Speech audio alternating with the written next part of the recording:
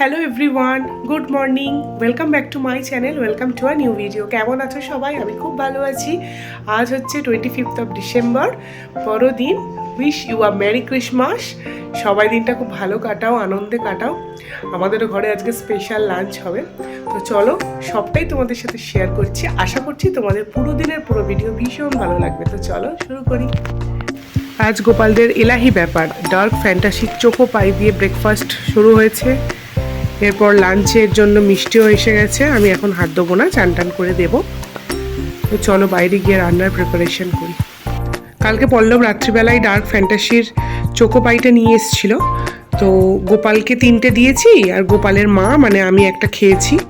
তো বাকিগুলো সবই রয়েছে। তো চলো দেখি আজ কি মেনু হয়। বড়দিনের সকালের ব্রেকফাস্টটা শুরু হলো এক স্লাইস কেক দিয়ে। কেকে আমার মতন ফ্রুট কেক খেতে ভালোবাসো জানিও, আমার তো ভীষণ ফেভারিট। তো এখানে আমি অনেক আলু এবং অনেক পেঁয়াজ নিয়ে বসেছি, কারণ আজকে অনেক আলু এবং অনেক পেঁয়াজ ছাড়াতে হবে। এখানে আলুগুলোকে আমি ভাজতেও বসিয়ে দিয়েছি। ইতিমধ্যেই মিমলু সান্টা ক্লজ সেজে চলে এসেছে। এই সান্টা ক্লজের চশমা আর হেয়ার ব্যান্ডটা ওকে ওর পাপা আগের দিনকে স্প্ল্যানেট থেকে কিনে দিয়েছিল, সেটাই ও ক্রিসমাসের সকালে পরে নিয়েছে। এদিকে আমি পেঁয়াজ ভাজতে বসিয়ে দিয়েছি। যেহেতু পেঁয়াজ ভাজতে অনেকটা টাইম নিয়ে নেয়, তাই আমি অপোজিট সাইডেও আরেকটা কড়া বসিয়ে দিয়েছি মাংসটা কষবো বলে। এখানে আলুগুলোকে সব শুধু নুন দিয়ে ভেজে তুলে রেখেছি, হলুদ আর দিইনি। আর গান শুনতে শুনতে আমি রান্না করছি। আমার গান শুনতে শুনতে মানে যা কিছু কাজ করতে খুব ভালো লাগে। তো ছোটবেলায় মিমলু যখন খুব ছোট ছিল, তখন আমি ওকে এরকমভাবে কোলে নিয়েই রান্না করতাম। এখানে মাংসটা আমি কষাচ্ছি, অনেকটা সময় ধরেই কষাবো। ছোটবেলার মতন ওর আজকেও ইচ্ছা হয়েছে যে ও আমার কোলে এরকমভাবে শুয়ে শুয়ে রান্না দেখবে। তো সেই জন্যই উঠে পড়েছে আমার কোলেতে। তো এখানে মাংসটা আমি কষাই, অনেকটা সময় ধরেই কষাবো। এখানে মাংসটা কষতে কষতেই অনেকটা জল বেরিয়েছিল, তাতেই মাংসটা কিছুটা সেদ্ধ হয়ে গিয়েছিল। এবার শুধু আলুটা সেদ্ধ করার জন্যই আমাকে জল দিতে হলো। তার উপরে একটু আমি বিরিয়ানি মশলাও ছড়িয়ে দিয়েছিলাম। আর এদিকে নিয়েছি গোলাপ জল, কেওড়া জল, মিঠা আতর, একটু গরম জলের সাথে, আর সাথে একটু ইয়েলো ফুড কালার। কীরকম লাল দেখতে লাগছে, কিন্তু অ্যাকচুয়ালি ওটা ইয়েলোই। এবার এসছি বিরিয়ানির একদম মেন পার্ট বা ফাইনাল পার্ট, সেটা হচ্ছে লেয়ারিং। প্রথমে হাঁড়িতে ঘি মাখিয়ে তাতে তেজপাতা দিয়ে সাদা ভাতগুলোকে সুন্দর করে সাজিয়ে তার উপরে নুন দিয়ে দিচ্ছিলাম।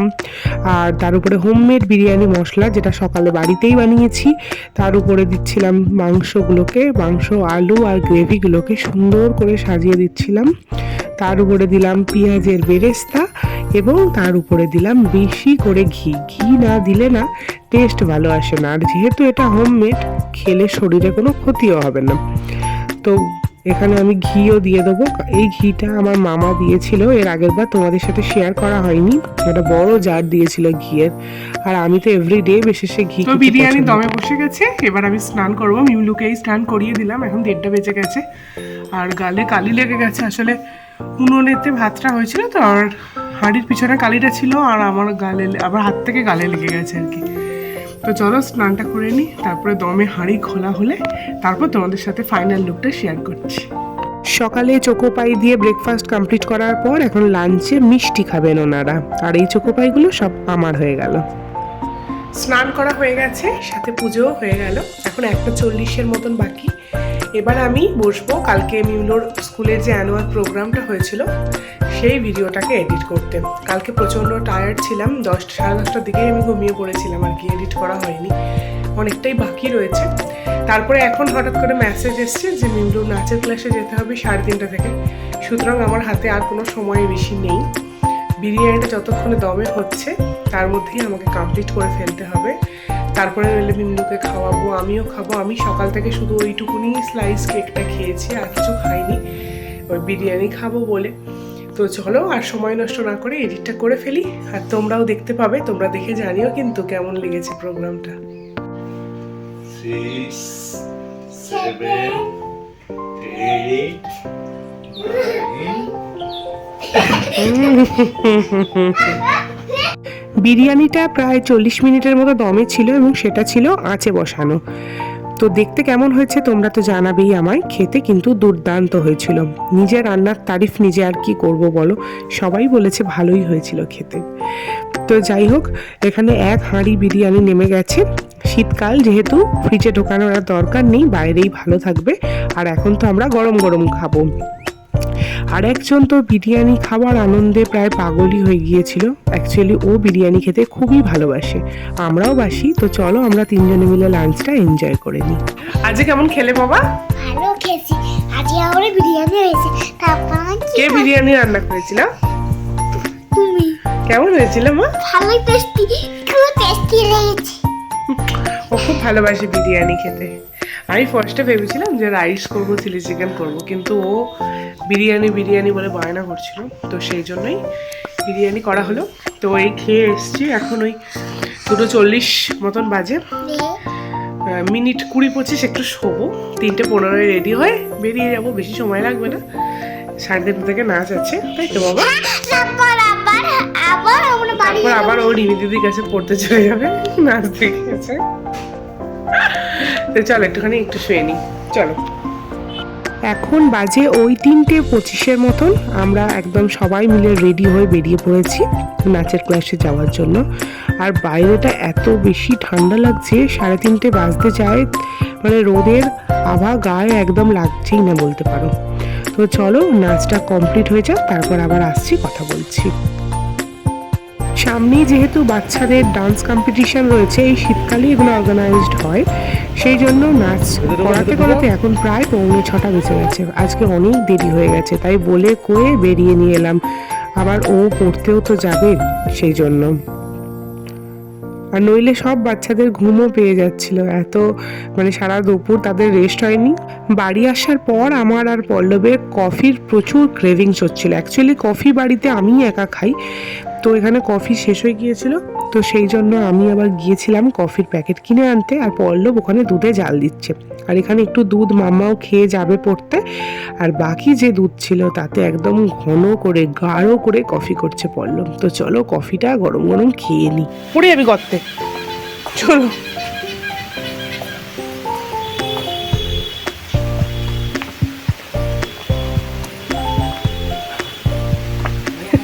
ঠান্ডা পড়েছে,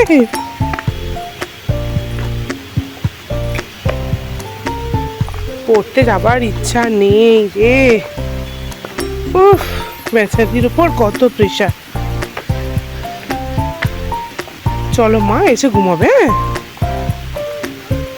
চলো। তোমার জন্য ক্যাডবেরি কিনে নিয়ে আসা হবে। ক্যাডবেরি না, ভালো একটা বই নিয়ে আসবো, ড্রয়িং বুক। ঠিক আছে? ওকে। গাছের পাশ থেকে সরে এসো। চলো, ডাকো রিমি দিদিকে। মাম্মাকে দিয়ে এসেছি পড়তে, আবার সোয়েটার চেঞ্জ করে রেডি হয়ে নিয়েছি। পল্লবের সাথে একটু ঘুরতে যাচ্ছি, দেখি ক্রিসমাস সবাই কীরকমভাবে কাটাচ্ছে, ঘুরে আসি একটু। তো ও বাড়ি আসার মধ্যেই চলে আসবো। রাতে রান্না যেহেতু ঝামেলা নেই, বিরিয়ানি আছেই, তো চলো ঘুরে আসি। এখন বাজে ওই 6:25-30 মতন। আমরা দুজন বেরিয়ে পড়েছি, একেবারে মাওবাদীর মতন, মুখ মানে শুধু চোখটাই ঢাকিনি, পুরোটাই ঢেকে। কারণ বাইরে আজকে খুবই ঠান্ডা, ঠান্ডায় বেশ দুজনে মিলে বেরোতে ভালো লাগে। বাচ্চাটাকে নিয়ে বেরোলে না খুব টেনশন হয়, মনে হয় এই বুঝি ঠান্ডা লেগে গেল বা তার কষ্ট হলো। আজকে উদ্দেশ্যহীনভাবে বেরিয়েছিলাম। প্রথমে গিয়েছিলাম উলুবেড়িয়ার কালীবাড়িতে। মা কালীকে প্রণাম করার পর যে জিনিসটা দেখে আমার বুকটা ছ্যাঁত করে উঠলো কষ্টে, সেটা হলো 1 মাস যাবৎ আমাদের উলুবেড়িয়ায় যে রাসটা হচ্ছিল সেটা আর নেই, উঠে গেছে, পুরো শুনশান হয়ে গেছে। একদম ভালো লাগছিল না, মানে ভীষণ মিস করছিলাম বলতে পারো রাসটাকে। তো দুপাশে দেখলাম দুজন এরকম সফট টয়েস বিক্রি করছে, ছোটগুলো 100, বড়গুলো 200 করে, মানে ওই ব্ল্যাকে দিয়ে দেওয়ার মতন। পল্লব এমনিতে বাড়িতে ঘুগনি করলে খুব একটা পছন্দ করে না, খায় না, কিন্তু দোকানে বেরোলেও একটু ঘুগনিটা পছন্দ করে এবং এই কাকার কাছ থেকেই খায়। আমরা বিয়ের আগের থেকে এখানে খেতাম, প্রায় কাকার সাথে আমাদের 8-9 বছরের সম্পর্ক। তো যাই হোক, আমরা গল্প করতে করতে ও হচ্ছে ঘুগনিটা খেয়ে নিচ্ছে। ওর ঘুগনি খাওয়া দেখে আমারও খুব লোভ লাগছিল, তাই আমিও গিয়ে একটু পাপড়ি চাট খেয়ে নিলাম। অ্যাকচুয়ালি পেটে কিন্তু একটুও খিদে ছিল না, কিন্তু ওই চোখের দৃষ্টিতে খেলাম। আমার এইখানে পাপড়ি চাটটা না ভীষণ ভালো লাগে খেতে। তো যাই হোক, পাপড়ি চাট খাওয়া হয়ে গেছে। আজকে ওই যে বললাম উদ্দেশ্যহীনভাবে গেছিলাম, কোনো কাজ ছিল না, জাস্ট দুজনে একটু ঘুরতে গিয়েছিলাম। তো এখানে গেটটাতে এখনো লাইট জ্বলছে বটে, কিন্তু একে তো বৃহস্পতিবার, তার উপরে রাশ উঠে গেছে। রাস্তাটার অবস্থা দেখতে পাচ্ছ, না আছে কোনো ধাক্কাধাক্কি, না আছে নো এন্ট্রি, না আছে মানুষজনের কোলাহল। একদম মানে ভালোই লাগছিল না। আর উলুবেড়িয়া এখন আমাদের রাজত্বে চলে এসেছে। তো বাড়ি ফিরতে ফিরতে আমাদের খলিশানি কালী মন্দিরের কালী ঠাকুরকে নমস্কার করতে করতে এলাম। ওখানে সন্ধ্যা আরতি হচ্ছিল, ঢাকের বাদ্যি কানে ভেসে আসছিল। তো চলো বাড়ি যাই, গিয়ে দেখি তুমি। হ্যাঁ, ক্রিম মাখছো একা একা? কই মাখো, দেখেছো? তোমায় যে আমি চুলটা বেঁধে দিয়েছিলাম, চুলটা খুলে ফেললে কেন? এত বড় বড় ঝাঁকড়া ঝাঁকড়া চুল, তোকে পুরো কার মতো লাগছে জানিস? কার মতো বলতো? পুরো মুগলির মতো লাগছে, পুরো মুগলি। টিপ পরিয়েছিলাম, টিপও খুলে ফেলেছো, চুল বেঁধে দিয়েছিলাম, চুলও খুলে ফেলেছো। হ্যাঁ, তুমি এত বদমাশ কেন বলো? কেন এত বদমাইশ হয়ে গেছিস তুই? বল বল, তুই কেন এত দুষ্ট হয়েছিস বল? বাড়ি ফেরার পর থেকে না তোমাদের সাথে কথাই হয়নি। আমি একটু সবে রেস্ট নিচ্ছি। মিমলুর খিদে পেয়েছে, ঘুম পেয়েছে। আসলে সারাদিন ওরও বেচারির খুব কষ্ট হয়েছে, ডান্স করে এসেই ও পড়তে চলে গিয়েছিল। ওর তো একটুও রেস্ট হয়নি, শোয়েও নি বেচারি।